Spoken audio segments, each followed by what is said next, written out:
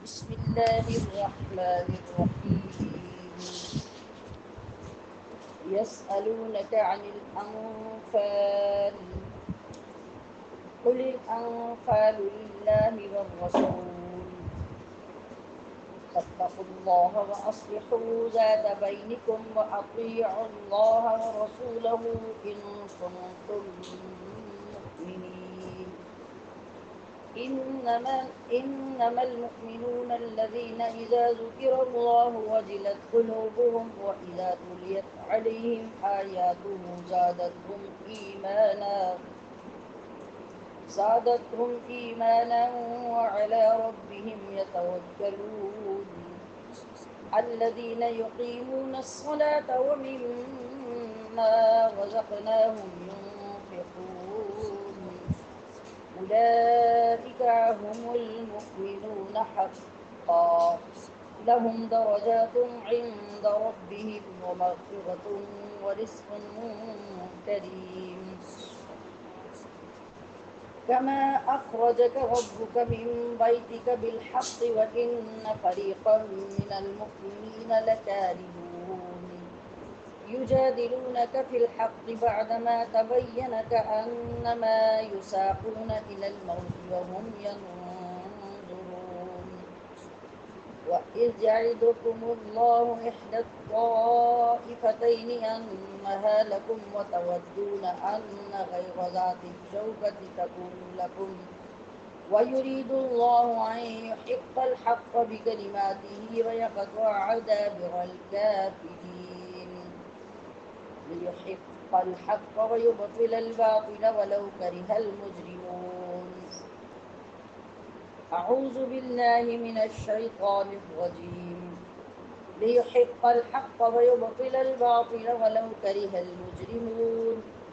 إذ تستغيثون ربكم فاستجاب لكم أني ممدكم ب1000 من الملائكة مردفين.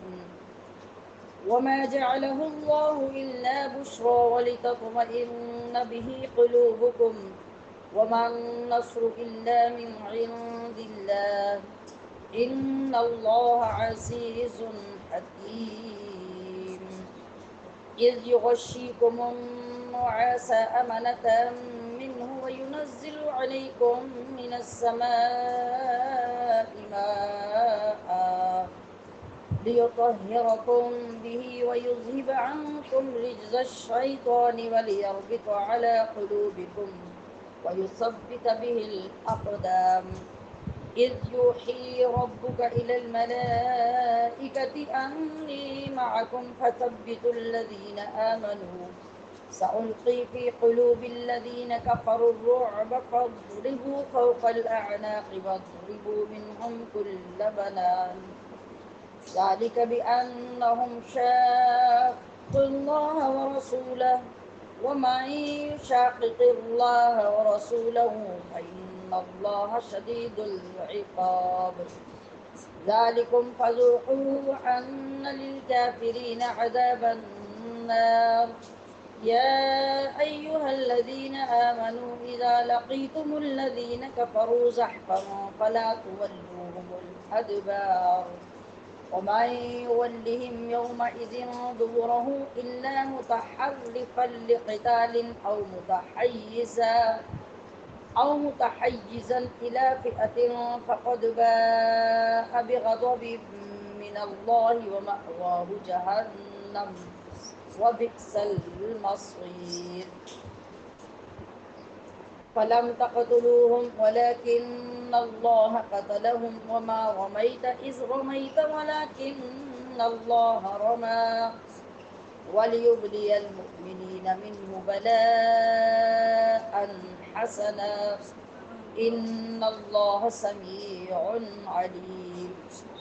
ذلكم وأن الله موهن كيد الكافرين. إن تستفتحوا فقد جاءكم الفتح وإن تنتهوا فهو خير لكم وإن تعودوا نعد ولن تغني عنكم فئتكم شيئا ولو كثرت وأن الله مع المؤمنين.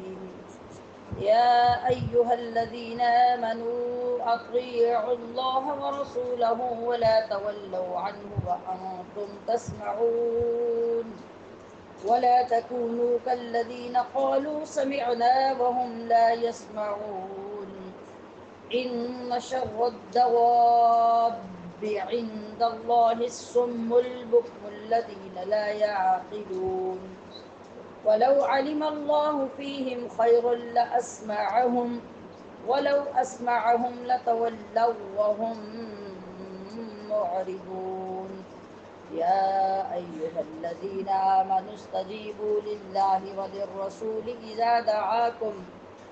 إذا دعاكم لما يحييكم واعلموا أن الله يحول بين المرء وقلبه وأنه إليه تحشرون واتقوا فتنة لا تصيبن الذين ظلموا منكم خاصة واعلموا أن الله شديد العقاب واذكروا إذ أنتم قليل مستضعفون في الأرض تخافون أن يتخطفكم الناس فآواكم وأيدكم بنصره ورزقكم من الطيبات لعلكم تشكرون يا أيها الذين آمنوا لا تخونوا الله والرسول وتخونوا أماناتكم وأنتم تعلمون واعلموا أنما أموالكم وأولادكم فتنة وأن الله عنده أجر عظيم صدق الله العظيم.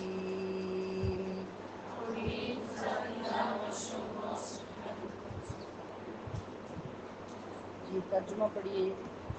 یسألونک آپ سے سوال کرتے ہیں عن الانفال غنیمتوں کے بارے میں.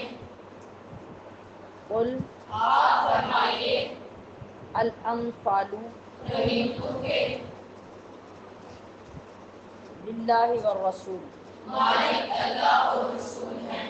فاتقوا اللہ بس ڈرتے رہو اللہ سے واصلحوا اور اصلاح کرو ذات بینکم آپس کے باہمی معاملات کی واطیعوا اللہ اور اطاعت کرو اللہ کی ورسولہ اور اس کے رسول کی ان کنتم مؤمنین اگر تم ایمان رکھتے ہو. انما المؤمنون صرف ایمان والے الذین وہی لوگ ہیں اذا ذکر اللہ کہ جب اللہ کا ذکر کیا جائے وجلت قلوبہم کام جاتے ہیں ان کے دل واذا تلیت اور جب تلاوت کی جائے علیہم آیاتہ ان پر اس کی آیتیں زادتہم ایمانا تو بڑھا دیتی ہے ان کو ایمان میں وعلی ربہم اور وہ اپنے رب پر یتوکلون توکل کرتے ہیں. اولئک اتنے لوگ هم المؤمنون مومن ہیں حقا سچے. لهم درجات ان کے لیے درجات ہیں عند ربهم ان کے رب کے پاس ومغفرة اور مغفرت ورزق کریم اور عزت کی روزی ہے.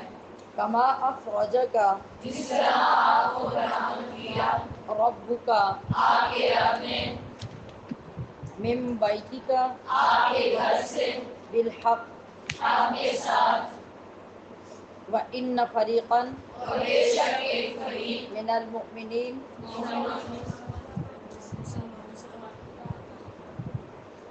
لکارہون اس کو ناپسند کرنے والا تھا. یجادلونک وہ جھگڑ رہے تھے آپ سے فی الحق حق بات میں وإن فریقا برعکس کے کیا بول رہے ہیں وإن فریقا بے شک ایک فریق من المؤمنین مسلمانوں کا لکارہون اس کو ناپسند کرنے والا تھا. یجادلونک گزر رہے ہیں آپ سے فی الحق حق بات میں بعدما بعد اس کے تبین کہ حق واضح ہو چکا تھا کأنما یساقون گویا کہ وہ ہانکے جا رہے تھے الی الموت موت کی طرف وهم ینظرون اور وہ موت کو آنکھوں سے دیکھ رہے تھے وَإِذْ اور جب یعدکم اللہ وعدہ کیا ہے اللہ نے احدى الطائفتین ایک کا دو گروہوں سے انہا لکم کہ وہ تمہارے لیے ہے وتودون اور تم پسند کرتے تھے ان کہ جو غیر ذات الشوکہ نہ ہو کاٹنے والی تکون لکم وہ تمہیں ملے وہ تمہیں ملے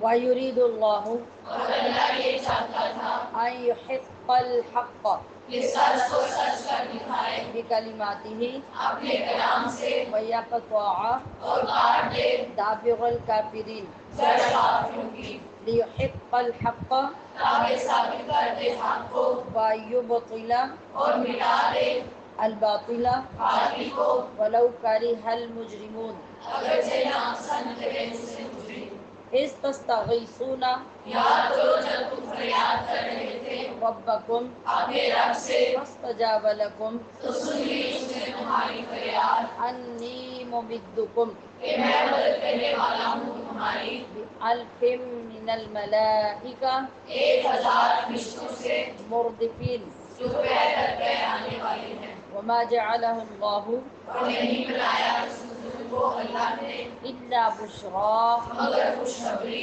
وَلِتَطْمَئِنَّ بِهِ اور تاکہ مطمئن ہو جائے اس سے قُلُوبُكُمْ تمہارے دل وَمَا اور نہیں ہے النَّصْرُ مدد إِلَّا مِنْ عِندِ اللَّهِ مگر اللہ کی طرف سے إِنَّ اللَّهَ بے شک اللہ عزیز حکیم بہت غالب حکمت والا ہے آگے پڑھیں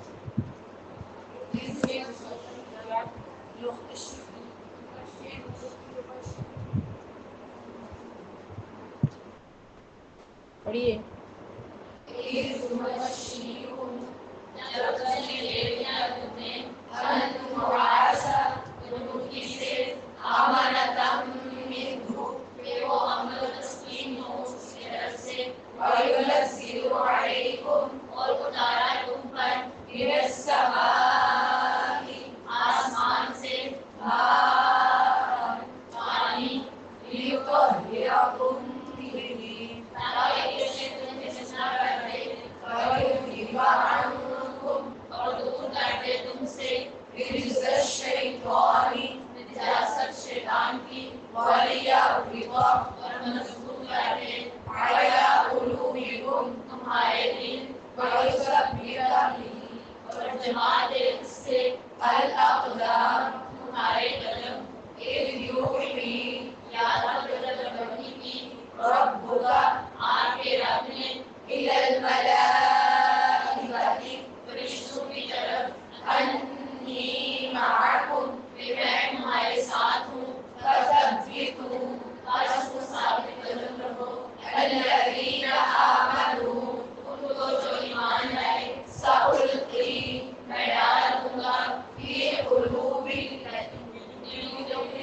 الَّذِينَ كَفَرُوا کافروں کے الرُّعْبَ فَاضْرِبُوا سو تم مارو فَوْقَ الْأَعْنَاقِ ان کی گردنوں پر وَاضْرِبُوا مِنْهُمْ اور مارو ان کے كُلَّ بَنَانٍ ہر جوڑ پر ذَلِكَ بِأَنَّهُمْ یہ حکم اس لیے کہ انہوں نے شَاقُّوا اللَّهَ مخالفت کی اللہ کی وَرَسُولَهُ اور اس کے رسول کی وَمَن يُشَاقِقِ اللَّهَ اور جو مخالفت کرے اللہ وَرَسُولَهُ اور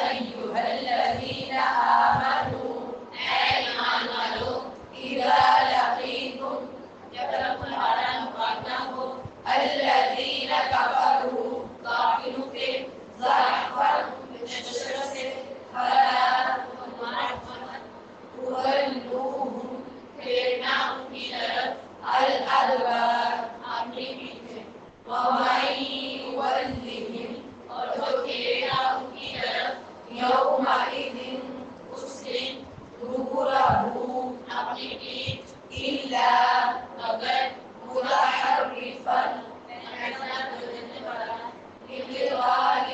لڑائی کے لیے او متحیزا یا پلٹ کر آنے والا الی فئۃ اپنی جماعت کی طرف فقد باء تو وہ مستحق ہوگا بغضب من اللہ اللہ کے ومأواہ جہنم اور اس کا ٹھکانہ جہنم ہے وبئس المصیر اور کیا ہی بری جگہ ہے لوٹنے کی فلم تقتلوہم بس تم نے نہیں قتل کیا انہیں ولکن اللہ لیکن اللہ نے قتلہم انہیں قتل کیا وما رمیت اور نہیں پھینکی آپ نے وہ بات اذ رمیت جب آپ نے پھینکی تھی ولکن اللہ اور لیکن اللہ نے رما پھینکی ولیبلی اور اس کے لیے امتحان عطا فرمائے المؤمنین منہ مومنوں کو اس سے بلاء حسنہ اچھا انعام ان اللہ بے شک اللہ سمیع علیم خوب سنتا جانتا ہے ذالکم یہ ہوا وان اللہ اور بے شک اللہ موہن کمزور کرنے والا ہے کید الکافرین کافروں کے مکر کو ان تستفتحوا اگر تم فیصلہ مانگتے ہو کافروں فقد جاءکم بے شک آ چکا تمہارے پاس الفتح فیصلہ وَإِن تَنْتَهُوا اور اگر تم اپنی بات آ جاؤ فَهُوَ خَيْرٌ لَكُمْ تو وہ بہتر ہے تمہارے لیے وَإِن تَعُودُوا اور اگر تم پھر شرارت کرو نَعُودْ تو ہم تمہیں سزا دیں گے وَلَن تُغْنِيَ عَنْكُمْ اور ہرگز نہ فائدہ دے گی تمہیں فئۃکم شیئا تمہاری جماعت کچھ بھی وَلَوْ كَثُرَتْ اگرچہ وہ بہت زیادہ ہو وَأَنَّ اللَّهَ اور یہ کہ اللہ مع المؤمنین مومنین کے ساتھ ہے یا ایھا الذین اے ایمان والو اطیعوا اللہ اطاعت کرو اللہ کی ورسولہ اور اس کے رسول کی ولا تولوا عنہ اور نہ پھرو اس سے وانتم حالانکہ تم تسمعون سن رہے ہو ولا تکونوا اور نہ بن جانا کالذین ان لوگوں کی طرح قالوا جنہوں نے کہا سمعنا ہم نے سن لیا وهم لا يسمعون حالانکہ وہ نہیں سن رہے ان شر الدواب بے شک بدتر سب جانوروں سے عند اللہ اللہ کے ہاں الصم وہ بہرے البکم الذین گونگے انسان ہیں جو لا یعقلون عقل نہیں رکھتے وَلَوْ عَلِمَ اللَّهُ اور اگر جانتا اللہ فِيهِمْ خَيْرًا ان میں کوئی خوبی لَأَسْمَعَهُمْ تو ضرور سنا دیتا انہیں وَلَوْ أَسْمَعَهُمْ اور اگر انہیں سنا بھی دیتا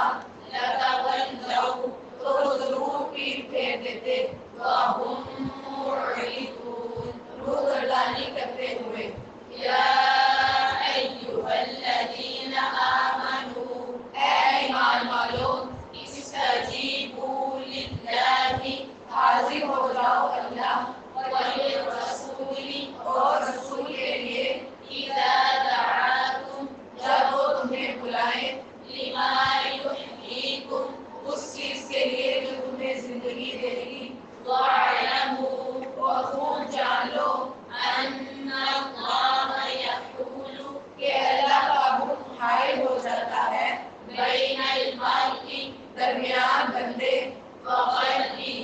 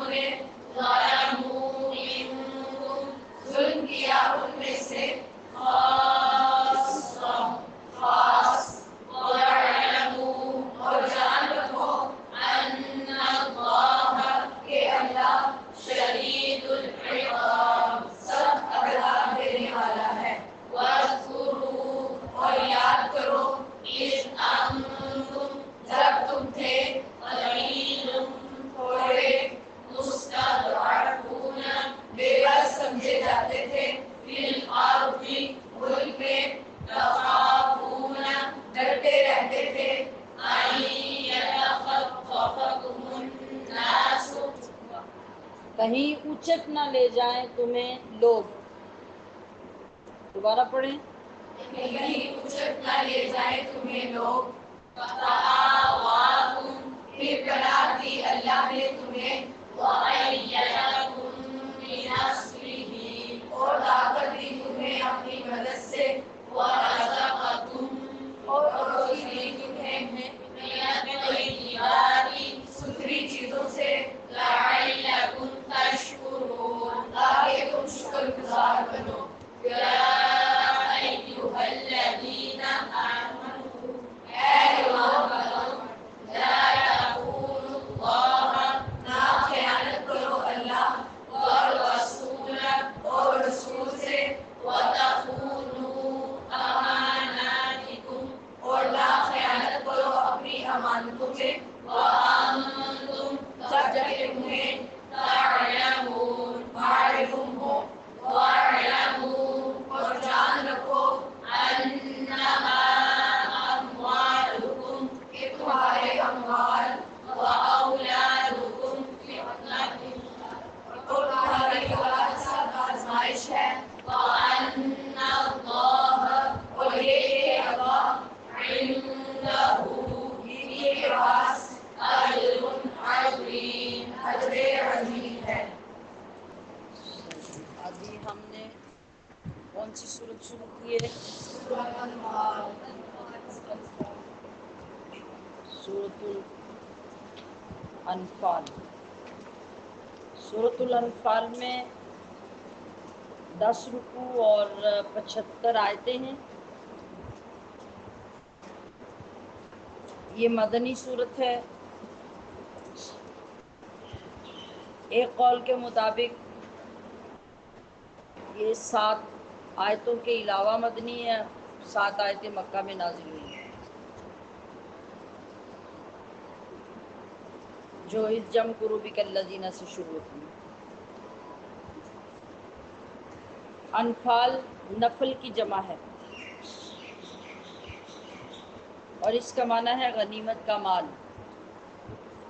اس کا معنی زائد بھی ہوتا ہے اور زائد کا معنی بھی لیا جائے تو پھر بھی یہی بنتا ہے.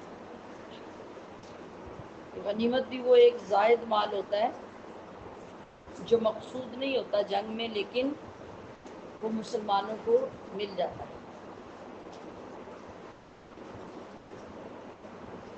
اس سے پیچھے ہم کتنی صورتیں پڑھ چکے ہیں؟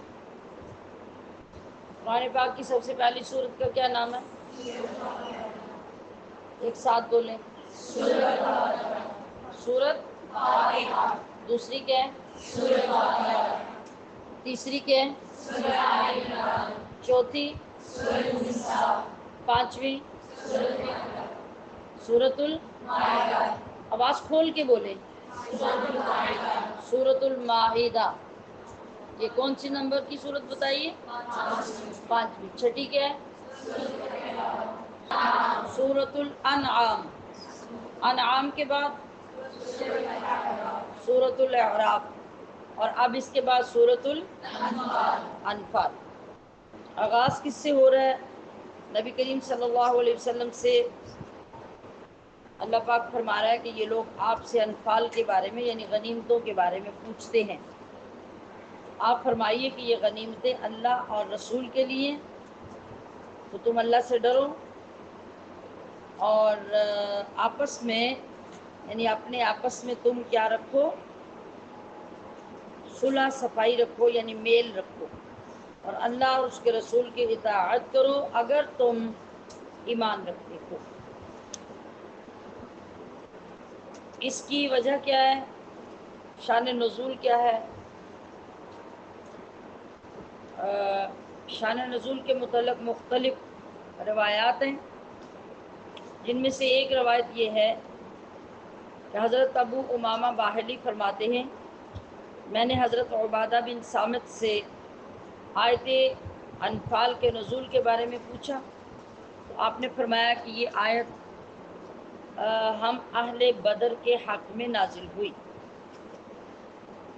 اب میں نے بتایا نا آپ کو کہ ایک روایت کے مطابق 7 آیتیں مکی آیتیں باقی مدنی صورت ہیں. تو جب غنیمت کے معاملے میں ہمارے درمیان اختلاف پیدا ہوا اور نوبت بدمزگی تک آ گئی تو اللہ نے معاملہ ہمارے ہاتھ سے نکال کر اپنے رسول کے سپرد کر دیا، اور پھر آپ نے وہ مال مسلمانوں میں برابر تقسیم کر دیا۔ ایک روایت تو یہ ہے اس کے شان نزول کی۔ دوسری یہ ہے کہ حضرت عبداللہ بن عباس رضی اللہ تعالی عنہما سے روایت ہے کہ سرور کائنات صلی اللہ علیہ وسلم نے غزوہ بدر کے دن ارشاد فرمایا، جو تم میں سے یہ کام کر دکھائے اسے مال غنیمت میں سے یہ انعام ملے گا۔ چنانچہ نوجوان آگے بڑھ گئے اور عمر رسیدہ حضرات جھنڈوں کے پاس کھڑے رہے اور وہاں سے نہ ہٹے۔ جب اللہ تعالیٰ نے کافروں پر فتح عطا فرمائی تو بوڑھوں نے فرمایا، ہم تمہارے پشت پناہ تھے، اگر تمہیں شکست ہو جاتی تو تم ہماری طرف آتے، لہذا یہ نہیں کہ غنیمت تم لے جاؤ اور ہم خالی ہاتھ رہیں۔ جوانوں نے اس بات سے انکار کیا اور کہا کہ رسول اللہ صلی اللہ علیہ وسلم نے ہمارا یہ حق مقرر فرمایا ہے، اس پر یہ آیت نازل ہوئی۔ وہ آیت نازل کر کے کیا فرمایا گیا کہ یہ جو جھگڑا اور سوال اٹھ رہے ہیں مال غنیمت کے بارے میں، اے حبیب آپ انہیں واضح کر دیجئے کہ یہ غنیمتیں کس کے لیے؟ للہ والرسول، اصل میں یہ اللہ اور رسول کا حق ہے، تو تم آپس میں صلح صفائی رکھو اور اللہ سے ڈرو اور اللہ اور اس کے رسول کی اطاعت کرو، یعنی اللہ جو فیصلہ کرے اور اس کے مطابق رسول جو تقسیم کریں اسی کو قبول کرو۔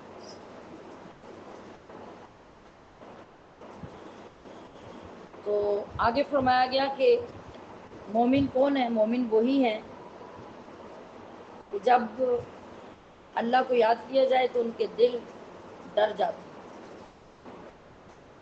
اور جب ان پر اس کی آیات تلاوت کی جاتی ہے تو ان کے ایمان میں اضافہ ہوتا ہے اور وہ اپنے رب پر ہی بھروسہ رکھتے ہیں، یعنی ان آیات کے آنے کے بعد پھر آپس میں کسی قسم کی کوئی بحث اور جھگڑا باقی نہیں رہتا۔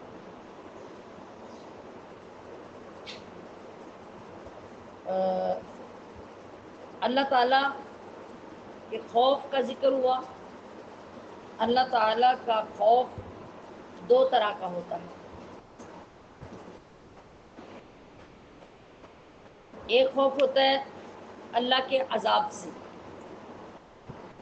اور اللہ کے عذاب کا خوف پیدا ہو تو پھر انسان گناہوں سے رک جائے۔ اور دوسرا خوف کیا ہے؟ اللہ کے جلال اور اس کی عظمت اور اس کی بے نیازی سے خوف ہونا۔ جو پہلا خوف ہے وہ کن لوگوں کو ہوتا ہے؟ وہ عام مسلمانوں میں سے جو پرہیزگار لوگ ہوتے ہیں ان کو خوف ہوتا ہے۔ پہلی قسم کا خوف کن کو ہوتا ہے؟ عام لوگوں میں سے پرہیزگاروں کو۔ اور یہ جو دوسری قسم کا خوف ہے جو اللہ کی عزت، اس کے جلال، اس کی عظمت کی وجہ سے ہوتا ہے، یہ خوف ہوتا ہے اولیاء مقربین کو، فرشتوں کو اور انبیاء اور رسول کو۔ یاد رکھیے کہ جو اللہ کے جتنا قرب میں جتنا زیادہ قریب ہوگا اس کو یہ دوسرے والا خوف اتنا ہی زیادہ ہوگا۔ جیسا کہ ام المومنین حضرت عائشہ صدیقہ کی روایت ہے کہ سرکار دو عالم صلی اللہ تعالی علیہ وسلم نے ارشاد فرمایا، میں تم سب سے زیادہ اللہ سے ڈرنے والا ہوں۔ تو کائنات میں سب سے زیادہ قرب کس کو ہے اللہ کا؟ جی کیا بول رہے ہیں آپ؟ حضور صلی اللہ علیہ وسلم کو کائنات میں سب سے زیادہ قرب حاصل ہے۔ آپ نے فرمایا کہ میں ہی سب سے زیادہ اللہ سے ڈرنے والا ہوں۔ اور پھر خود فرمایا کہ تم سب سے زیادہ اللہ کی معرفت رکھنے والا ہو۔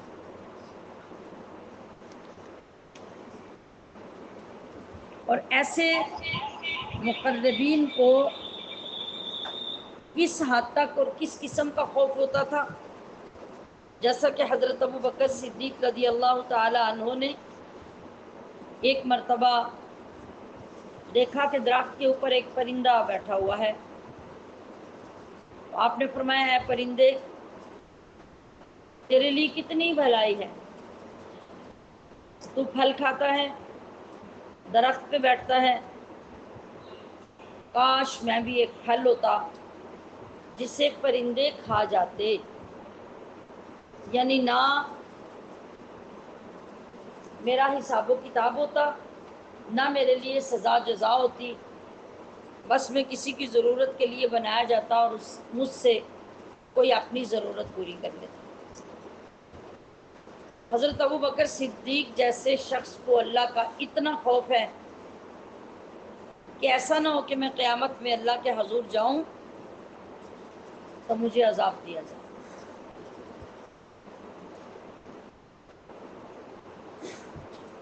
پھر حضرت عمر بن خطاب رضی اللہ تعالی عنہ کو ایک مرتبہ عبداللہ بن عامر نے دیکھا، آپ نے زمین کے اوپر سے ایک تنکا اٹھایا اور فرمایا، کاش کہ میں ایک تنکا ہوتا، کاش میں کچھ بھی نہ ہوتا، کاش میں پیدا ہی نہ ہوا ہوتا، کاش میں بھولا بسرا ہوتا۔ یہ کس وجہ سے ہے؟ یہ بھی اللہ کے انتہا درجے کے خوف کی وجہ سے، ورنہ یہ لوگ کون ہیں؟ یہ وہ لوگ ہیں کہ ساری دنیا کے اعمال صالحہ ایک ترازو میں رکھے جائیں اور اس کے دوسرے پلڑے میں ان لوگوں کے تو ان کے اعمال بھاری ہو جائیں۔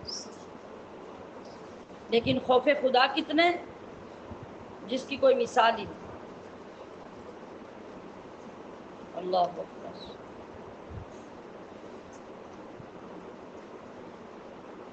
اور دوسرا وصف آپ میں آیت میں کیا بیان ہوا؟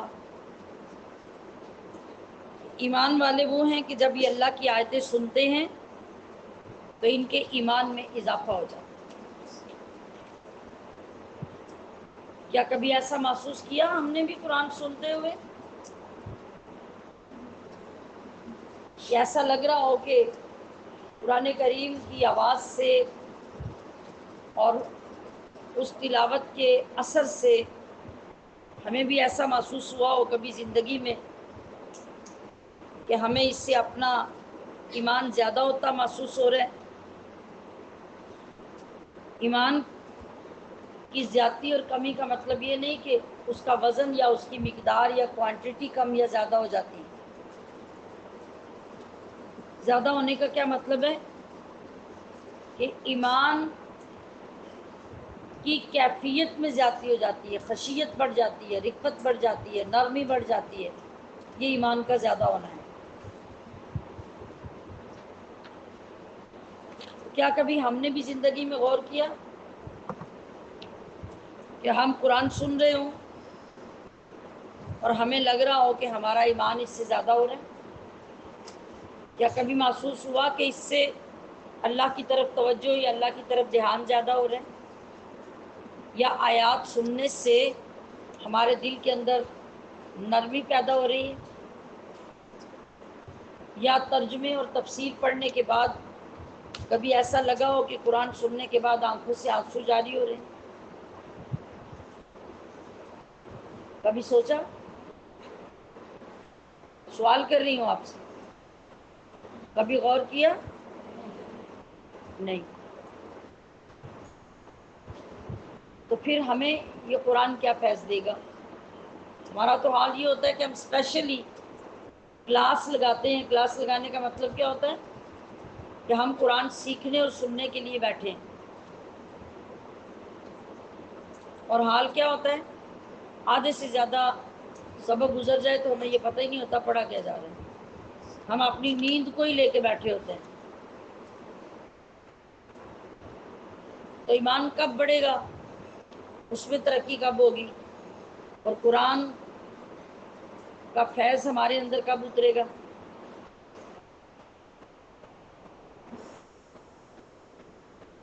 حالانکہ ہم نے کل کے سبق میں پڑھا وَإِذَا قُرِئَ الْقُرْآنُ فَاسْتَمِعُوا لَهُ وَانصِتُوا. دو چیزیں یہاں پہ ہمارے اوپر فرض کی گئیں، توجہ سے یعنی پورے انہماک سے سننا، اور سننے کے ساتھ مکمل خاموش رہنا. رحم تب نصیب ہوگا. اور تیسرا وصف یہاں کیا بیان ہوا کہ جو ایمان والے ہوتے ہیں وہ ہمیشہ اپنے رب پر ہی بھروسہ کرتے ہیں. یعنی جب وہ اپنے کام کرنے لگتے ہیں تو وہ سب اپنے رب کے سپرد کر دیتے ہیں. نہ وہ کسی سے ڈرتے ہیں، نہ کسی سے وہ امید رکھتے ہیں. ڈرنے کا مطلب کس قسم کا ڈر ہے؟ یہی ڈر جس کی ابھی بات ہوئی ہے، یعنی خوف رکھنا، ایک گناہوں کو عذاب کے خوف سے ترک کرنا، اور دوسرے اللہ کے جلال اور اس کی عظمت کی وجہ سے ڈرنا. یہ ڈرنا خاص اللہ کے لیے ہے.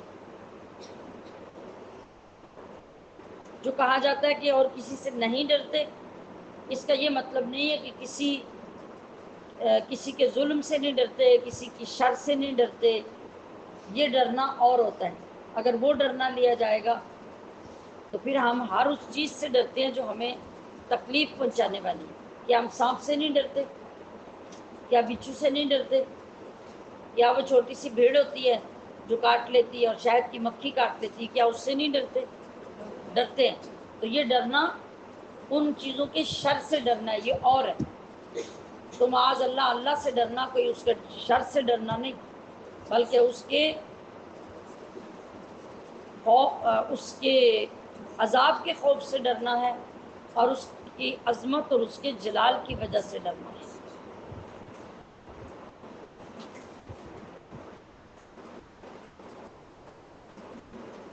اور اگلی آیت میں ایمان والوں کی صفات کیا بیان ہوئی کہ وہ نماز قائم رکھتے ہیں اور ہمارے دیے ہوئے میں سے وہ خرچ کرتے ہیں.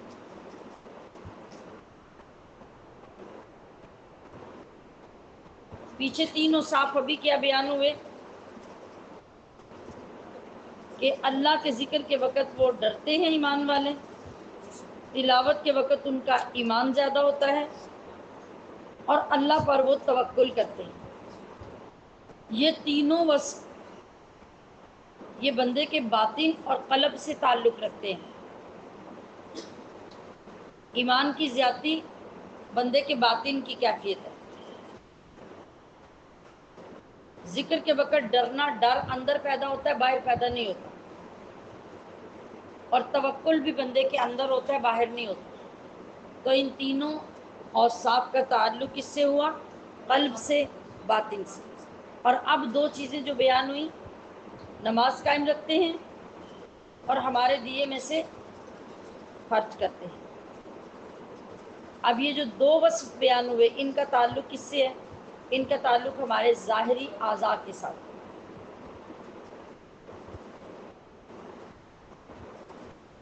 نماز قائم رکھنے سے مراد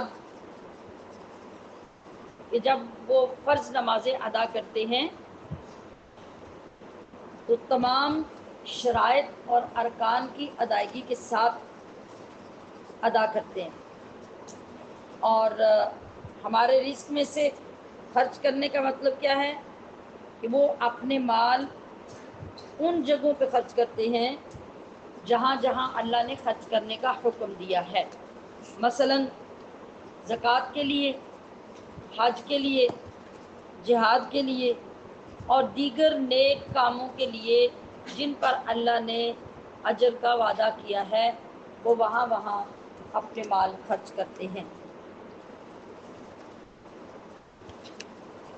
یہ سب کون ہے؟ ان اوصاف کے حامل اولئک هم المؤمنون حقا، یہ ہیں سچے مسلمان. انعام کیا ہے؟ ان کے لیے ان کے رب کے ہاں درجات ہیں، مغفرت ہے اور عزت کا رزق ہے۔ سبحان اللہ۔ اب جس خوش نصیب کو ایمان کے یہ درجات حاصل ہو گئے تو ان لوگوں کو یہ انعامات بھی حاصل ہوتے ہیں، اور جن کے اندر ایمان کے ٹائٹل کے ساتھ یہ اوصاف داخل ہی نہیں ہوئے تو پھر خود سوچا جا سکتا ہے کہ وہ انعامات کے حقدار کیسے ہوں گے؟ وہ انعامات کے حقدار بھی نہیں۔ آگے ارشاد ہو رہا ہے کہ جس طرح اے حبیب آپ کو آپ کے رب نے آپ کے گھر سے نکالا یا برآمد کیا حق کے ساتھ، حالانکہ یقیناً مسلمانوں کا ایک گروہ اس پہ ناخوش تھا،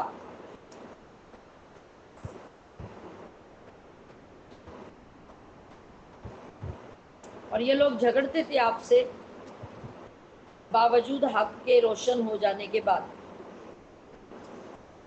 ایسا لگ رہا تھا کہ گویا آنکھوں دیکھی موت کی طرف انہیں ہانکا جا رہا۔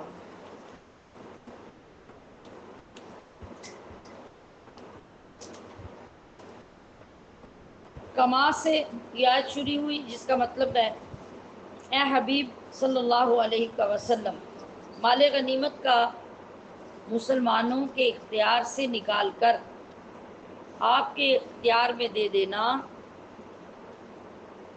اسی طرح حق ہے جس طرح آپ کا غزوہ بدر کے لیے اپنے گھر سے نکلنا برحق تھا۔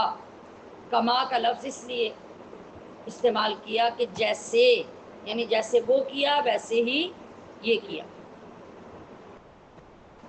اگرچہ یہ دونوں چیزیں بعض مسلمانوں کو مشکل لگ رہی ہیں، گراں گزر رہی ہیں۔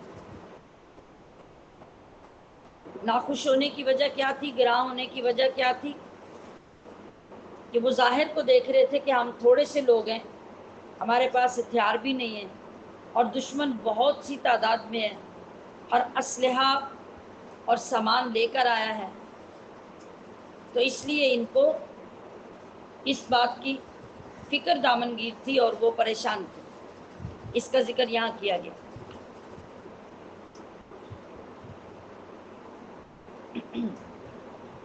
اور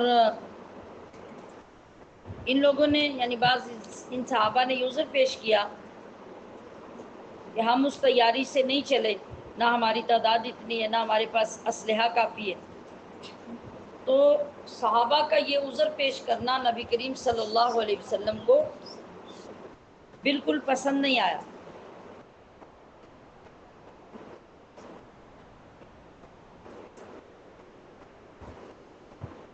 تو حضرت صدیق اکبر اور حضرت عمر فاروق نے کھڑے ہو کر اپنے اخلاص اور فرما برداری اور جانثاری کا اظہار کیا اور بڑی قوت اور استحکام کے ساتھ عرض کیا کہ وہ کسی طرح بھی آپ صلی اللہ علیہ وسلم کی مرضی مبارک کے خلاف سستی کرنے والے نہیں ہیں۔ اب جب انہوں نے دیکھا پھر اور صحابہ نے بھی عرض کی کہ اللہ نے آپ صلی اللہ علیہ وسلم کو جو حکم فرمایا اس کے مطابق آپ تشریف لے چلیں، ہم آپ کے ساتھ ہیں، کبھی پیچھے نہیں ہٹیں گے۔ ہم آپ پر ایمان لائے، ہم نے آپ کی تصدیق کی ہے، ہم نے آپ کی پیروی کے عہد کی ہیں۔ یہی وقت تھا جب حضرت مقداد نے بھی کہا تھا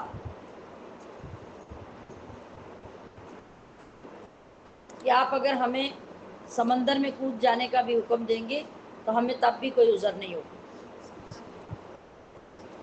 آپ علیہ الصلوۃ والسلام نے فرمایا تھا کہ چلو پھر اللہ کی برکت پہ بھروسہ کرو، اس نے مجھ سے وعدہ کیا ہے تو میں تمہیں بشارت دیتا ہوں کہ مجھے دشمنوں کے گرنے کی جگہ بھی نظر آ رہی ہے، کفار کے مرنے اور ان کے قتل ہو کے گرنے کی ایک ایک کی جگہ آپ علیہ الصلوۃ والسلام نے ان کے ناموں کے ساتھ بتا دی، اور پھر ان جگہوں پہ اپنے عصا مبارک سے نشان بھی لگا دیے، اور اگلے دن وہ معجزہ دیکھا گیا کہ جہاں جہاں پر آپ کے عصا مبارک کے نشان لگے تھے ان کافروں کے سر اسی جگہ پہ قلم کر کے گرائے گئے۔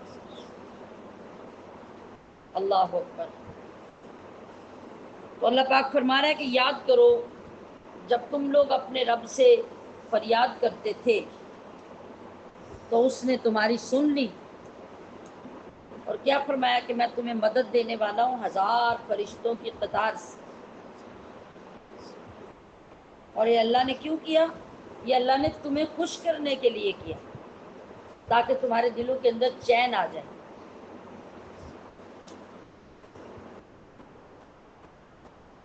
اور یہ مدد خالص اللہ کی طرف سے ہی تھی، اور اللہ ہی کی طرف سے مدد ہوا کرتی ہے، بے شک اللہ ہی غالب حکمت والا ہے۔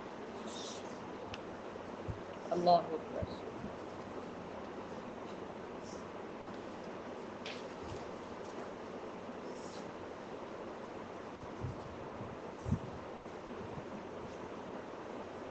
تو پھر یہاں ارشاد ہوا انی ممدکم بألف من الملائکۃ مردفین، 1000 کی بات ہوئی۔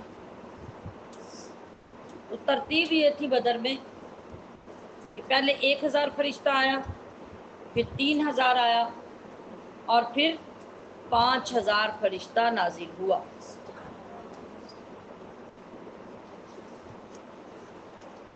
اذ یغشیکم النعاس امنۃ منہ وَيُنَزِّلُ عَلَيْكُم مِّنَ السَّمَاءِ مَاءً۔ یہ بھی یاد کرو جب اس نے یعنی رب نے اپنی طرف سے تمہاری تسکین کے لیے تم پر اونگ ڈال دی۔ اونگ یعنی نیند سے پہلے جو ایک سکون کی کیفیت آتی ہے، اللہ پاک نے تمہاری کیفیت ایسے کر دی کہ تم سکون کی حالت میں چلے گئے، اور پھر اللہ نے آسمان سے پانی اتارا تاکہ اس پانی کے ذریعے وہ تمہیں پاک کر دے اور تم سے شیطان کی ناپاکی کو دور کر دے اور تمہارے دلوں کو مضبوط کر دے، اور وہ جو ایشوز تھے آسمان کے پانی برسنے کی وجہ سے وہ ایشوز بھی ختم ہو جائیں، اور جو تمہیں لگ رہا تھا کہ یہاں ریت زیادہ ہے، یہاں پہ چلنا مشکل ہے، تو اللہ نے بر وقت ایسا انتظام کیا کہ اس ساری ریت کو اس پانی کے ساتھ بٹھا دیا، وہ جم گئی، اور ان کی نسبت تم زیادہ آسانی میں ہو گئے کہ انہوں نے سخت زمین پر جو اپنا پڑاؤ کیا تھا، اور تمہیں لگا تھا کہ ہماری طرف تو ریت ہی ریت ہے، ہم کیسے بھاگیں گے، ہم کیسے چلیں گے، کہ سخت زمین پر تو انہوں نے قبضہ کر لیا۔ اب کیا ہوا کہ اللہ نے تمہاری مدد اس طرح کی کہ ان کی ساری زمین جو تھی وہ مٹی والی تھی، بارش برسی تو وہ کیچڑ والی ہو گئی، اور تمہاری ریت والی تھی، اللہ نے بارش برسائی اور تمہارا سموتھ میدان کر دیا۔ دیکھو کہ اللہ نے تمہاری مدد کس طریقے سے کی۔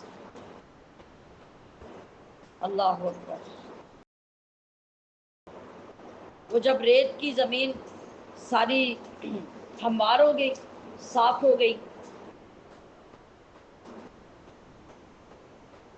اور ان لوگوں کی طرف پانی نہیں تھا، بدر کے کنویں پر بھی قبضہ ان کا تھا، اور اللہ نے بر وقت ان کو پانی دیا، ان کے غسل اور وضو کے لیے اللہ پاک نے پانی بارش کا جمع کر دیا۔ اب وہ جو وادی تھی گہرائی میں وہ پانی کی بھر گئی، مسلمانوں نے اسی سے پانی پیا، غسل بھی کیا، وضو بھی کیے، اور اپنی سواریوں کو پانی بھی پلا لیا، برتن بھی بھر لیے۔ اور سب سے بڑی بات کہ بارش کی وجہ سے وہ جتنی مٹی جتنا غبار تھا وہ سب بھی چھٹ گیا، اور زمین اس قابل ہو گئی کہ اس کے اوپر ان کے قدم جمنے لگے، اور اللہ نے ان کو شاندار فتح عطا فرمائی۔ آگے فرمایا کہ اے حبیب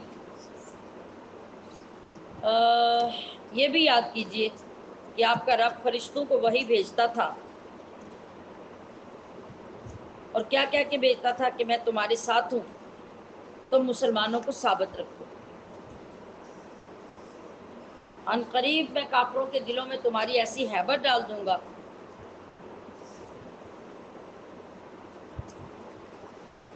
کہ کہ وہ مغلوب ہو جائیں گے اور تم غالب آ جاؤ گے، تو تم کافروں کی گردنوں پہ مارو اور ان کے ایک ایک پور پہ مارو، یعنی ان کو قتل کرو کہ ان کا نام و نشان مٹ جائے۔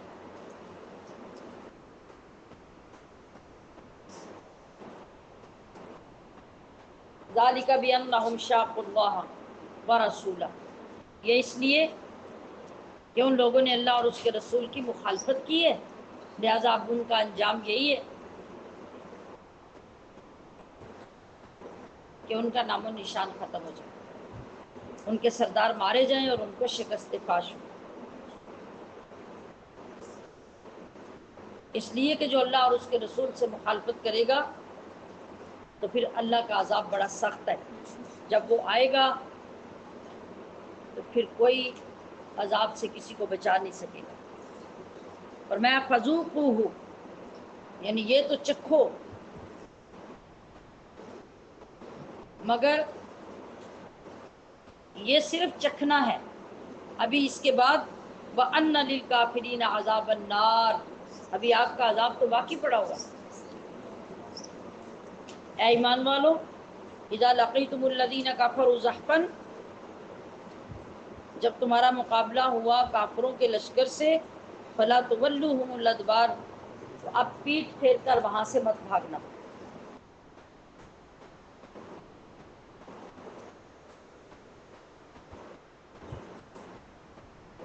جی، اور وَمَن يُوَلِّهِمْ يَوْمَئِذٍ دُبُرَهُ، اور جو اس دن پیٹھ پھیر کر بھاگے گا، إِلَّا مُتَحَرِّفًا لِقِتَالٍ، مگر لڑائی کا ہنر دکھانے، اور متحیزاً إِلَىٰ فِئَةٍ، یا اپنی جماعت کے ساتھ ملنے، فقد باء بغضب من اللہ، تو وہ اللہ کے غضب میں پلٹا، ومأواہ جہنم، اور اس کا ٹھکانہ جہنم ہے۔ مطلب کیا ہے کہ اگر کوئی کسی جنگی حکمت عملی کی وجہ سے پیچھے ہٹے، یا پیچھے ہٹ کر ایک چال سے دشمن کے اوپر واپس آ کے حملہ کرے جو سامنے کے حملے سے زیادہ مؤثر ثابت ہو، یا خطرناک جگہ سے ہٹ کر محفوظ جگہ پہ منتقل ہو کے پھر وہاں سے حملہ کرے، تو یہ ساری جنگی چالیں ہیں۔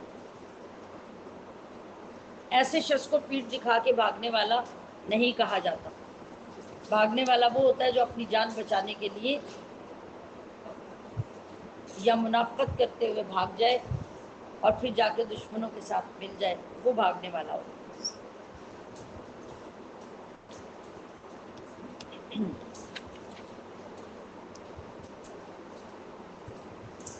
تو تم نے انہیں قتل نہیں کیا، فلم تقاتلوہم،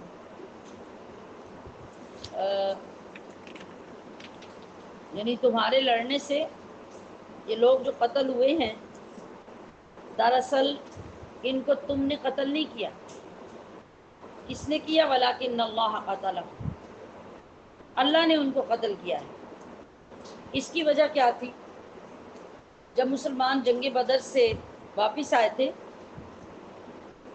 تو ہر کوئی ایک دوسرے سے کہتا تھا کہ میں نے فلاں کو قتل کیا،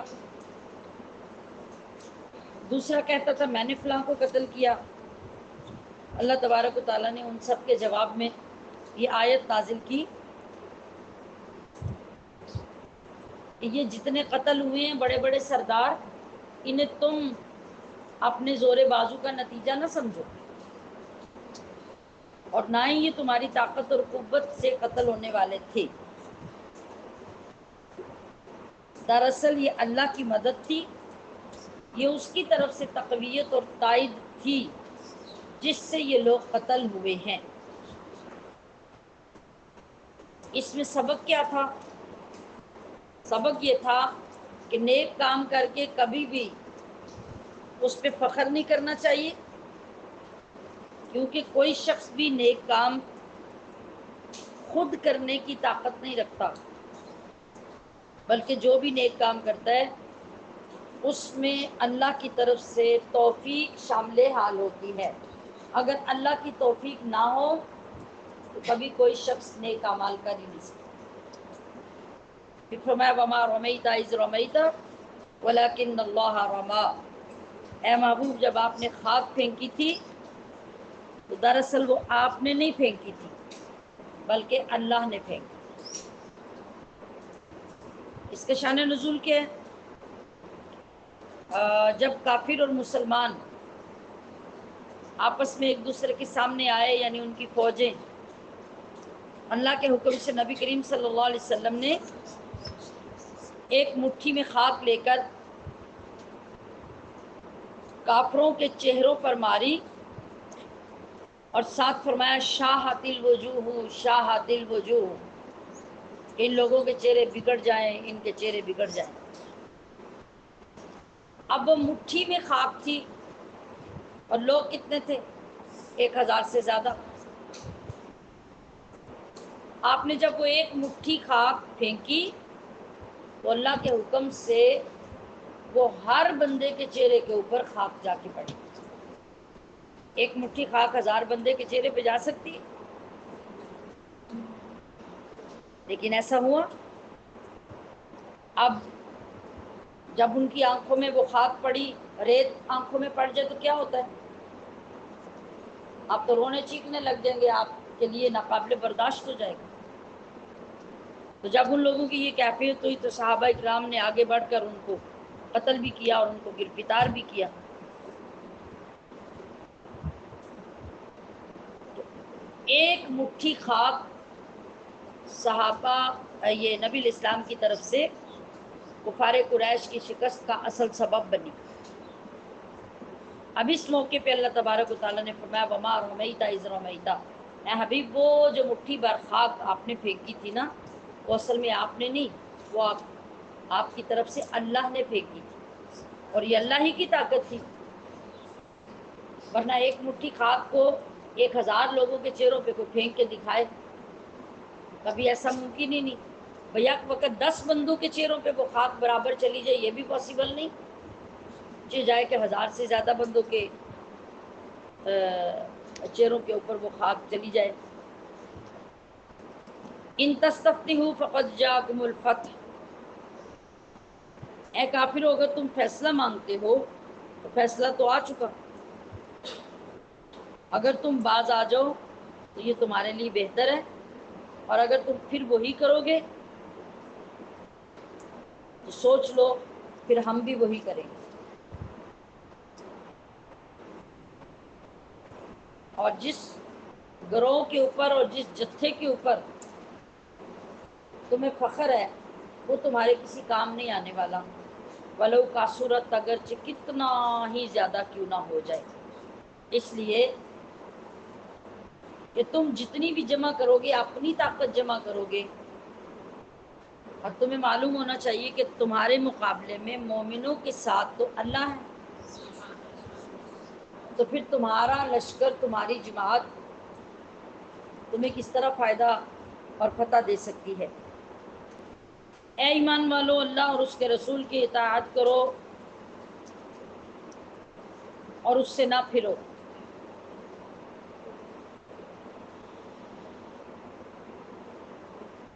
وانتم تسمعون، جبکہ تم سب کچھ سن رہے، اور ان لوگوں کی طرح بھی نہ ہو جانا جنہوں نے کہا تھا سمعنا، ہم نے سنا، حالانکہ وہ سنتے کوئی نہیں۔ یہ کون لوگ تھے؟ مقصد اس کے اندر کیا ہے؟ ان مشرکین اور منافقین کی مثال دے کر ایمان والوں کو اللہ اور اس کی رسول کی اطاعت پر مضبوط کرنا مقصود ہے۔ اس لیے کہا کہ تم ان لوگوں کی طرح مت ہو جانا، کہ بے شک سب جانوروں میں اللہ کے ہاں بدترین کون ہے؟ وہ جو بہرے گونگے ہیں اور جو عقل نہیں رکھتے۔ یہ کون ہے؟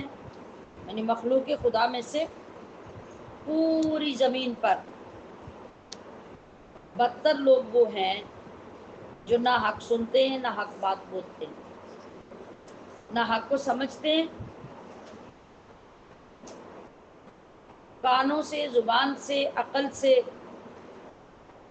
یہ بالکل فائدہ نہیں اٹھاتے۔ یہ تمام چیزیں اللہ نے کس لیے عطا کی ہیں؟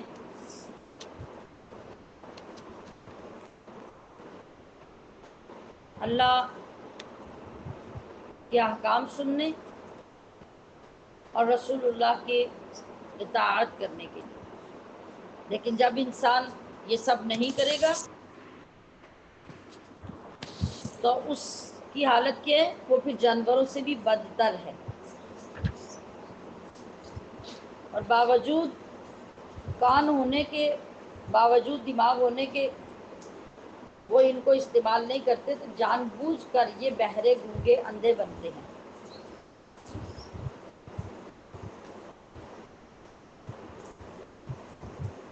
یہ الفاظ اس آیت میں کیوں آئے؟ حضرت عبداللہ بن عباس فرماتے ہیں کہ یہ آیت بنی عبدالدار بن قصی کے حق میں نازل ہوئی۔ یہ کہتے تھے کہ جو کچھ محمد مصطفیٰ صلی اللہ علیہ وسلم لائے ہم اس سے بہرے، گونگے، اندھے ہیں، یعنی ہمیں کچھ نہیں سنائی دیتا۔ یہ سب لوگ جنگی احد میں قتل ہو گئے تھے، ان میں سے صرف 2 بندے بچے تھے، مصعب بن عمیر اور سویبت بن حرملہ، یہ ایمان لے آئے تھے، باقی کوئی ایمان نہیں لایا تھا۔ اللہ پاک نے فرمایا کہ وَلَوْ عَلِمَ اللَّهُ فِيهِمْ خَيْرًا لَأَسْمَعَهُمْ، یعنی اگر اللہ ان کے اندر کچھ بھلائی دیکھتا یا پاتا یا جانتا تو انہیں سنا دیتا۔ یعنی وہ جو کہتے ہیں نا کہ ہم بہرے، گونگے ہیں، تو اللہ انہیں سنا دیتا۔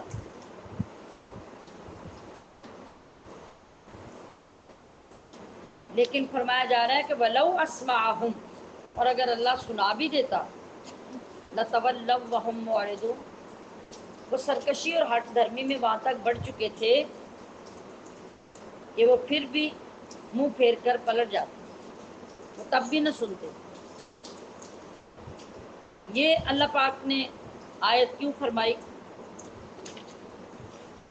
بعض مفسرین نے لکھا ہے کہ مکہ کے لوگ نبی علیہ الصلوۃ والسلام سے یہ فرمائش کرتے تھے کہ جو قصی ہیں، حضرت قصی جن تک آپ کا نسب جاتا ہے، سلسلہ نسب نبی علیہ السلام کا، آپ ہمارے سامنے جو ہمارے بزرگ تھے حضرت قصی، وہ بڑے بابرکت بزرگ ہیں، آپ انہیں زندہ کر دیں۔ اگر انہوں نے آپ کی نبوت کی گواہی دے دی تو ہم بھی آپ پر ایمان لے آئیں گے۔ مطالبہ دیکھیے ذرا کس طرح کا ہے۔ تو پھر اللہ نے اس کا جواب دیا کہ اگر ان کی خواہش کے مطابق ہم قصی کو زندہ کر بھی دیں اور وہ زندہ ہو کر ایمان لے بھی آئیں، اور یہ لوگ اپنے کانوں سے ان کا ایمان لانا سن بھی لیتے، تو تب بھی یہ رخ پلٹ کر چلے جاتے، یہ ایمان نہ لاتے۔ یہ تو اللہ جانتا ہے، اور اللہ ہر چیز کو جانتا ہے۔ جس طرح بے شمار اور معجزات دیکھنے کے بعد بھی جنہوں نے ایمان نہیں لانا تھا نہیں لائے۔ اس لیے اللہ نے اس کی بھی خبر دے دی کہ اگر ہم ان کی فرمائش پر یہ کر بھی دیں تو یہ اس حد تک بگڑ چکے ہیں کہ یہ لوگ تب بھی ایمان نہیں لائیں۔ اے ایمان والو، استجیبوا للہ وللرسول اذا دعاکم لما یحییکم، تم اللہ اور اس کے رسول کے بلانے پر اس کے رسول کی بارگاہ میں حاضر ہو جاؤ جب تمہیں وہ اس چیز کے لیے بلائیں جو تمہیں زندگی دیتی ہے۔ اس میں کیا حکم دیا گیا؟ کیا ثابت ہو رہا ہے کہ نبی علیہ الصلوۃ والسلام جب بھی کسی کو بلائیں تو اس پر لازم ہے کہ وہ آپ کی بارگاہ میں حاضر ہو جائے، چاہے وہ کسی کام ہی میں مصروف ہو۔ جیسا کہ حضرت ابو سعید بن معلا فرماتے ہیں کہ میں مسجد نبوی میں نماز پڑھ رہا تھا کہ مجھے رسول اکرم صلی اللہ علیہ وسلم نے بلایا، لیکن میں آپ کے بلانے پہ حاضر نہیں ہوا کیونکہ نماز میں تھا۔ تو نماز سے فارغ ہوا تو میں نے حاضر ہو کر عرض کی، یا رسول اللہ میں نماز پڑھ رہا تھا۔ تو سرکار دو عالم صلی اللہ علیہ وسلم نے ارشاد فرمایا، کیا تم نے اللہ کا یہ فرمان نہیں سنا، استجیبوا للہ وللرسول اذا دعاکم، کہ تمہیں رسول جب بھی بلائیں اسی وقت ان کے بلانے پر لبیک کہتے ہوئے حاضر ہو جاؤ، ہاں تم نماز میں کیوں نہ ہو۔ تو کیا پتہ چلا کہ اصل الاصول بندگی اس تاجور کی ہے۔ نمازیں ہوں، روزے ہوں، حج و زکوٰۃ ہو، ان سب میں محور و مرکز رسول اللہ کی ذات ہے۔ اگر آپ ہیں، آپ کی رضا ہے تو سب کچھ قبول ہے، اور اگر آپ کو ناراض کر لیا تو بڑی سے بڑی عبادت اللہ کے ہاں کوئی حیثیت نہیں رکھتی۔ پیچھے کہا گیا کہ اس چیز کی طرف جب تمہیں بلائیں جو تمہیں زندگی دیتی ہے، وہ زندگی دینے والی چیز کون سی ہے؟ ایک قول کے مطابق زندگی دینے والی چیز سے مراد ایمان ہے، کیونکہ قرآن نے کافر کو مردہ کہا ہے، جب وہ ایمان لے آتا ہے تو اس کو زندگی مل جاتی ہے۔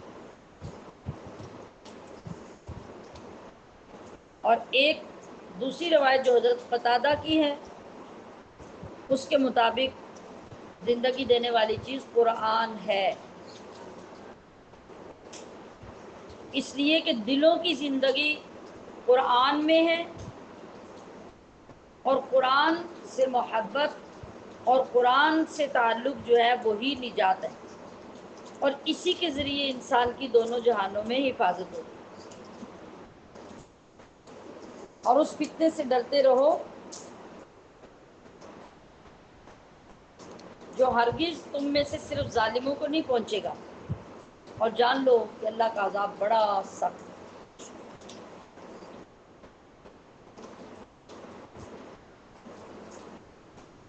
اس سے کیا بتایا جا رہا ہے کہ جب ظالموں پر اگر عذاب نازل ہوا تو یاد رکھنا پھر وہ ظالموں تک محدود نہیں رہے گا، بلکہ جب عام عذاب آتا ہے تو اس کے اندر سب شامل ہو جاتا ہے، پھر سب کو مٹا دیا جاتا ہے۔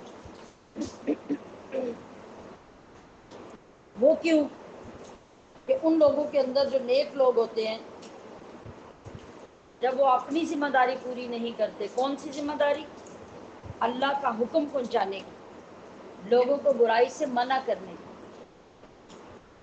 یہ کتنی سخت ذمہ داری ہے کہ اگر کسی معاشرے یا کسی قوم میں گناہ ہو رہے ہیں، برائیاں ہو رہی ہیں، حرام کام ہو رہے ہیں، تو ایمان والوں کی یہ اولین ذمہ داری ہے کہ وہ آگے بڑھ کے ان لوگوں کو ہر اس طریقے سے روکیں جس سے روک سکتے ہیں۔ اگر روکا نہیں اور یہ دیکھتے رہے کہ لوگ ہماری بات نہیں سنتے یا سنیں گے نہیں، تو ٹھیک ہے، جو جہاں لگا ہوا ہے، جیسے ہمارے ڈائلاگ ہیں، جو جہاں لگا ہوا ہے لگا رہے، اسے لگا رہنے دو، تو ٹھیک ہے، پھر اسے لگا رہنے دو۔ جس وقت اللہ کا غضب نازل ہوا تو جہاں ان پر نازل ہوگا وہاں تم پر بھی نازل ہوگا، پھر تمہیں اللہ اٹھا کر کہیں لے نہیں جائے گا، بلکہ جب پوری قوم پہ عذاب آئے گا تو پھر سب پہ آئے گا، کیونکہ تم نے اپنی ذمہ داری پوری نہیں کی۔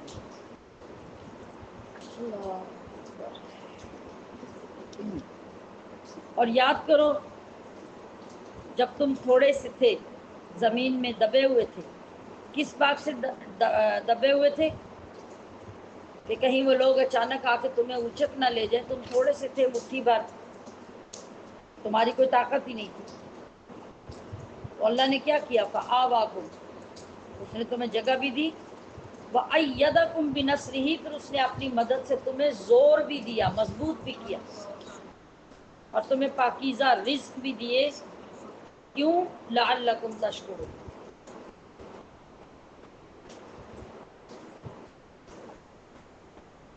تو پتہ چلا کہ اللہ کی طرف سے جب نعمت آتی ہے کسی بھی صورت میں تو اس کا شکر کرنا بندوں پر واجب ہوتا ہے، اور اگر بندے اس نعمت کے ملنے پر شکر نہیں کرتے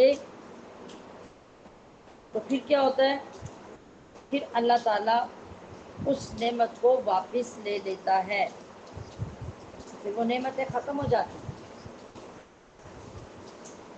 اے ایمان والو، لا تخونوا اللہ والرسول، اللہ اور اس کے رسول کے ساتھ خیانت مت کرو، اور نہ ہی اپنی امانتوں میں جان بوجھ کر تم خیانت کرو۔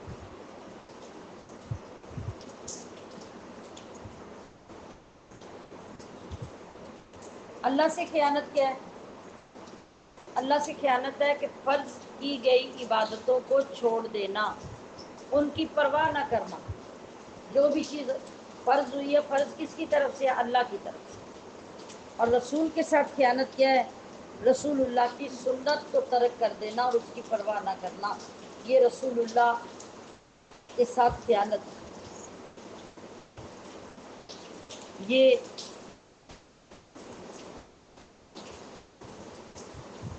آیت نازل کب ہوئی؟ حضرت ابو لبابہ انصاری کے حق میں یہ آیت نازل ہوئی۔ واقعہ اس کا یہ ہے کہ نبی علیہ الصلوۃ والسلام نے بنو قریظہ کے یہودیوں کا 2 ہفتے سے زیادہ عرصے سے محاصرہ کیا ہوا تھا۔ محاصرہ کرنا کیا ہوتا ہے؟ ان کے گرد گھیرا ڈالا ہوا تھا، ان کی گرفتاری کے لیے، اور ان کے دل ڈر گئے ہوئے تھے۔ ایسے میں ان کے سردار کعب بن اسد نے کہا کہ تمہارے پاس 3 صورتیں ہیں اپنے آپ کو بچانے کی۔ ایک یہ کہ نبی کریم صلی اللہ علیہ وسلم، یعنی جو مسلمانوں کے نبی ہیں، ان کی تصدیق کر لو، مان لو اور ان کی بیعت کر لو۔ اس نے کہا کہ اللہ کی قسم یہ بات ظاہر ہو چکی ہے کہ وہ واقعی نبی مرسل ہیں، اور حقیقتاً یہ وہی رسول ہیں جن کا ہماری کتابوں میں ذکر ہوا ہے۔ لہذا ایک صورت یہ ہے کہ ان پر ایمان لے آؤ تو تمہارے جان، مال، اولاد سب محفوظ ہو جائیں گے۔ اب کعب بن اسد کی اس پروپوزل کو قوم نے مانا نہیں، ریجیکٹ کر دیا۔ اب اس نے دوسری صورت پیش کی، اس نے کہا کہ اگر اس سے مانتے نہیں ہو تو پھر آؤ پہلے ہم اپنے بیوی بچوں کو قتل کر دیں، پھر تلواریں نکال کر محمد مصطفیٰ اور ان کے صحابہ کے مقابلے میں آ جائیں۔ اس کا کیا مطلب تھا؟ اس کا مطلب یہ ہے کہ ان کے مقابلے میں اگر ہم سارے ہلاک بھی ہو جائیں تو ہمیں پیچھے اپنی اولادوں اور اپنی بیویوں کا خطرہ نہیں رہے گا، ان کا غم نہیں رہے گا۔ تو قوم نے کہا کہ جب بیوی بچی نہ رہے تو اس کے بعد جی کے کیا کرنا ہے؟ کیا فائدہ ہوگا جینے کا؟ کعب نے کہا کہ اگر یہ بھی منظور نہیں تو پھر تیسری صورت یہ ہے کہ جا کے حضور اکرم صلی اللہ علیہ وسلم سے صلح کی درخواست کرو، شاید تمہاری درخواست میں کوئی بہتری نظر آ جائے۔ اب یہ تیسرا آپشن انہوں نے قبول کیا تو ساری قوم نے صلح کی درخواست کی، لیکن آپ صلی اللہ علیہ وسلم نے ان کی درخواست میں سے اس کے سوا اور کوئی بات قبول نہیں کی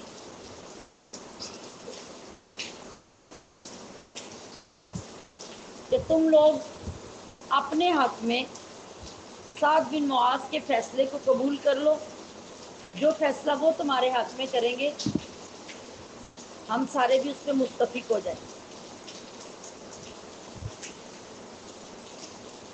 انہوں نے کہا کہ سعد بن معاذ نہیں، ہمارے پاس ابو لبابہ کو بھیجیں،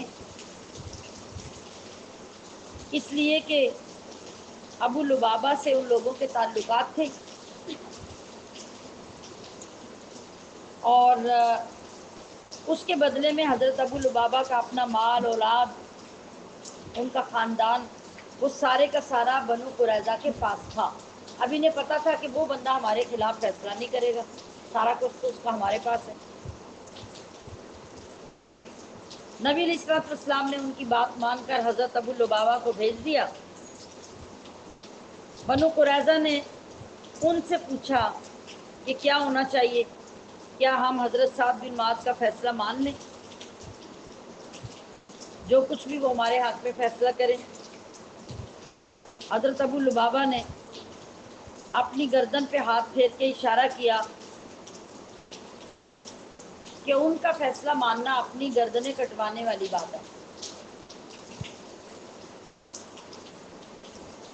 حضرت ابو لبابہ کہتے ہیں کہ میں وہاں سے ہٹا نہیں تھا کہ میرے دل میں یہ بات بیٹھ گئی کہ میں نے یہ حرکت کر کے اللہ اور اس کے رسول کے ساتھ خیانت کی ہے۔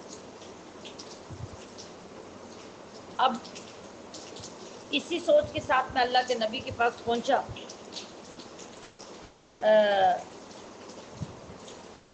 کہتے ہیں کہ یہ سوچ کر میں نبی علیہ السلام کی بارگاہ میں نہیں آیا، سیدھے مسجد میں گیا، مسجد شریف کے ایک ستون سے اپنے آپ کو بندھوا لیا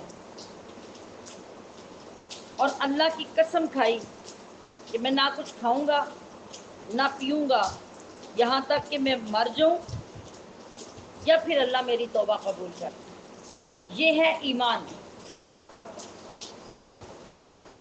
آپ علیہ الصلوۃ والسلام کے پاس نہیں تھے، وہاں یہودیوں کے قبیلے میں جا کے ایک اشارہ ایسا کر دیا کہ نبی علیہ الصلوۃ والسلام کی مرضی کے اور آپ کی رضا کے خلاف تھا، اور یہ گویا ان کی سائڈ لے کر اسلام کے ساتھ خیانت کی۔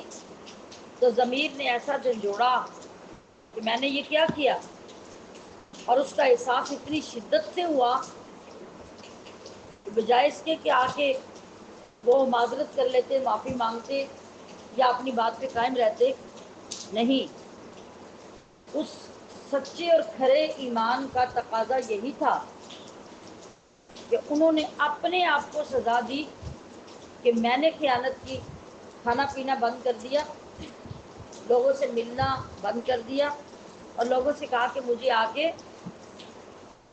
مسجد کے ستون کے ساتھ باندھ دو جب تک کہ میرا فیصلہ نہ ہو، یا مجھے اللہ معاف کر دے، میری توبہ قبول کر لے، یا میں مر جاؤں۔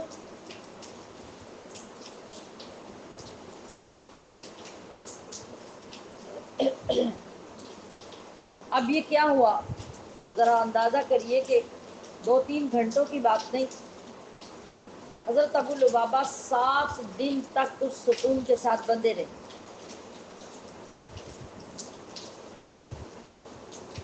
جب ان کو ایک وقت مقرر کر دیا، کوئی طبعی حاجت کے لیے، طہارت کے لیے، وضو کے لیے، ان کی بیوی آتی، وہ کھولتی، اور جب وہ طہارت وغیرہ کر کے وضو کر لیتے تو دوبارہ انہیں اسی ستون کے ساتھ باندھ کے چلی جاتی۔ نبی علیہ الصلوۃ والسلام کو جب یہ پتہ چلا تو ابو لبابہ فرمایا آپ نے کہ ابو لبابہ اگر یہ کرنے کی بجائے میرے پاس آ جاتا تو میں اس کے لیے مغفرت کی دعا کرتا، لیکن اب اس نے یہ نہیں کیا، تو اب میں اسے وہاں سے کھولوں گا نہیں جب تک کہ اللہ اب اس کی توبہ قبول نہ کرے۔ 7 دن تک وہ اسی طرح بندھے رہے، نہ کھایا نہ پیا، بے ہوش ہو کر گر گئے۔ پھر اللہ تعالیٰ نے ان کی توبہ قبول کی، اور صحابہ نے ان کو توبہ قبول ہونے پر مبارکباد دی۔ تو انہوں نے کہا کہ اللہ کی قسم، میری توبہ اگرچہ قبول ہو گئی ہے، لیکن جب تک رسول اللہ مجھے خود نہیں کھولیں گے تب تک میں نہیں کھلوں گا۔ پھر آپ صلی اللہ علیہ وسلم نے حضرت ابو لبابہ کو اپنے دست مبارک سے آ کے کھولا، اور انہوں نے عرض کی کہ میری توبہ اس وقت پوری ہوگی جب میں اپنی قوم کی بستی چھوڑ دوں جس میں مجھ سے یہ خطا سرزد ہوئی، اور میں اپنا پورا مال اپنی ملک سے نکال دوں، آپ صلی اللہ علیہ وسلم نے فرمایا کہ تہائی مال کا صدقہ کر دینا کافی ہے. تب ان کے حق میں یہ آیت کریمہ نازل ہوئی. اس سے پتہ چلا کہ اپنی قوم کے راز دوسری قوم تک پہنچانا بہت بڑا جرم ہے.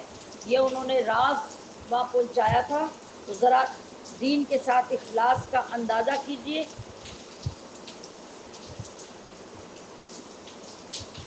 کہ ان کا اخلاص کس کس طرح سے ان کو تیار کر رہا تھا اور کس کس طرح وہ اپنے آپ کو سزا دے رہے تھے. ان کا ضمیر مطمئن نہیں ہو رہا تھا.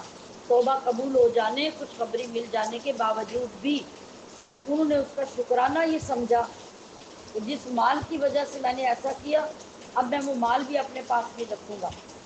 جس بستی میں رہ کر میں نے غداری کی جو انہوں نے سمجھا میں اب اس بستی میں رہنے کے قابل نہیں ہوں, مجھے یہ چھوڑ دینی چاہیے, مال سارا رائے خدا میں دے دینا چاہیے اور یہاں سے ہجرت کر کے کہیں چلا جانا چاہیے.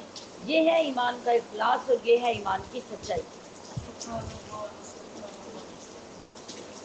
اور پھر آپ کی شان کا عالم کہ آج بھی ریاض الجنہ کے اندر ستون ابو لبابہ آپ کے نام کے ساتھ موجود ہے. ریاض الجنہ کے مشہور ستونوں میں ایک ستون جو خاص آج تک اس زمانے سے لے کے اس نام کے ساتھ جس میں یہاں یوں باقی ستونوں کی طرح اس کے اوپر لکھا ہوا ہے اور آج تک وہ پکار کر حضرت ابو لبابہ کی شان کو بیان کرتا ہے. اللہ اکبر. فرمایا کہ جان لو بے شک تمہارے مال اور تمہاری اولادیں فتنہ ہے, فتنہ امتحان ہے, اور یہ کہ اللہ ہی کے پاس اجر عظیم ہے. سبحان اللہ. یہ مال اور اولاد ہی تھی نا جس کی وجہ سے جس کو بچانے کے لیے ان کو یہ کرنا پڑا. لیکن چونکہ نبی علیہ السلام کے صحابی تھے اور سچے مومن تھے اللہ تعالیٰ نے ان کو گمراہی کی طرف نہیں جانے دیا بلکہ اور اتنا پاک کیا اور اتنا صاف کیا کہ قیامت تک کے لیے ایک مثال قائم ہے. سبحان ربک رب العزت عما یصفون وسلام علی المرسلین والحمد للہ رب العالمین.